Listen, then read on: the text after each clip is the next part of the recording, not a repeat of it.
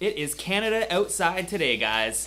If Steven Soderbergh and the Duplass brothers can film a movie on their iPhone, so can you, and this is how. Let's get into this.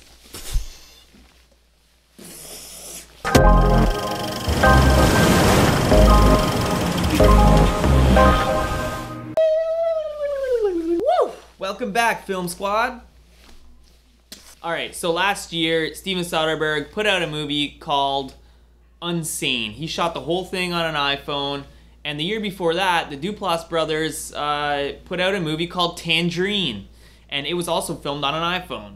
And they say, you know, oh, anyone can film a movie on an iPhone. And I thought the same thing, so I started investing money so I can shoot my first short film on an iPhone. And I did some tests. You still need to have a budget to shoot on an iPhone.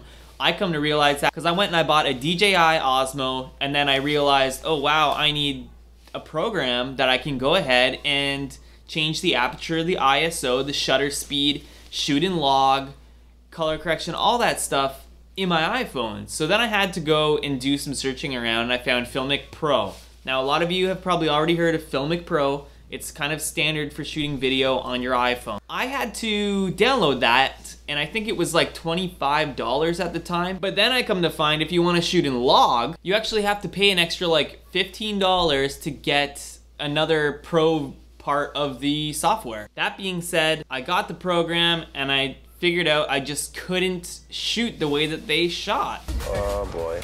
Help me, officer! You didn't have the Chris Brown.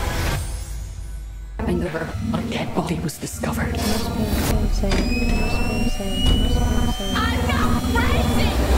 He's here. Or maybe it's all in my head. Their stuff looked so pro, and I had no idea how to do it. Now I'm gonna show you guys how to go into Filmic Pro right now and show you exactly what settings there are. Here's my busted up iPhone. I'm gonna go ahead and open up Filmic Pro now. So this is Filmic Pro. I have it set to 4:3 right now, but you can set it to 16:9, which is standard. In this area, you can go crop source overlay, which you can permanently put on there. You can shoot in 4K, 3K, 2K, but you always wanna go on Filmic Extreme. So there we are.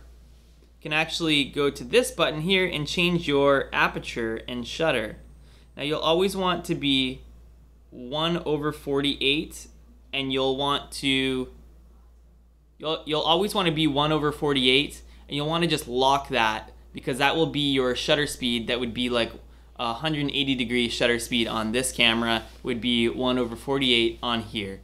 And then you would want to change it so that, you know, your levels look good. You can focus on here.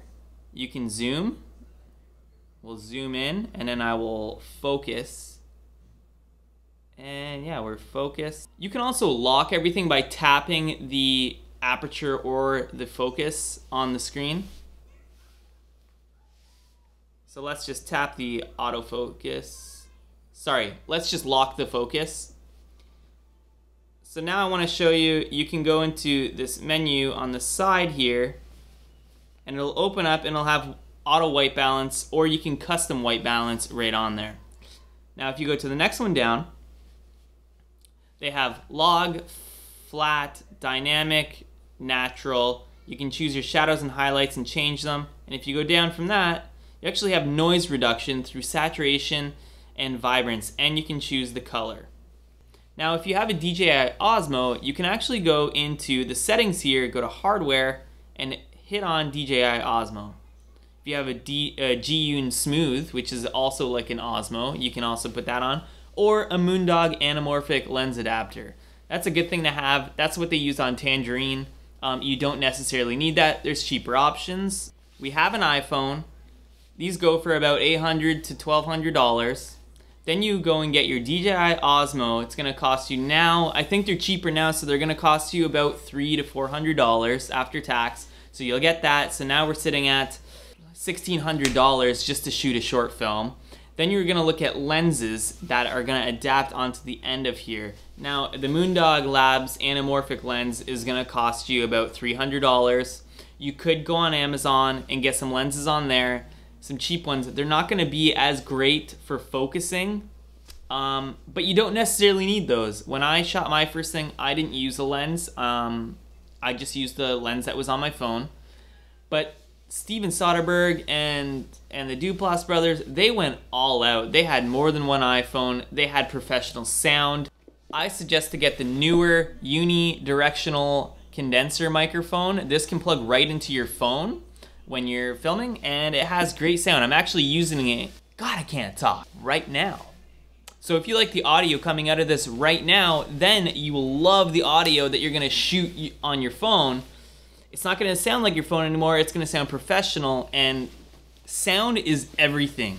If you don't have good sound, your video might as well just look like shit. I'm gonna show you guys what I shot on the iPhone. Tell me what you guys think in the comments down below.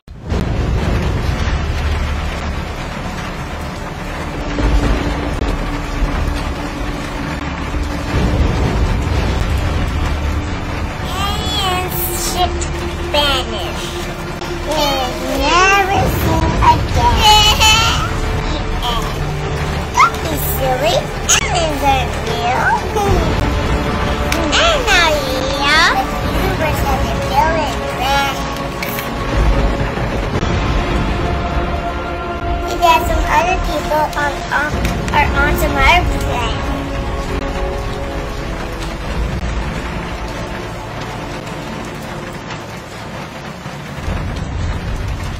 Alright, so if you guys learned anything from this video, please, if you haven't already, subscribe to the channel, like, comment down below, let me know what you thought, and maybe consider watching my previous video. Alright guys, that's it for today. I hope you guys learned something. Bye.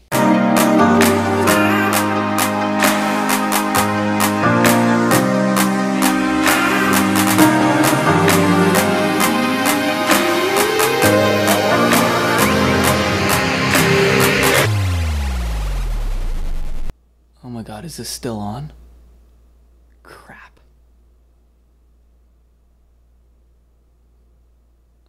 It's not a bad lens, but it doesn't look like it's focusing.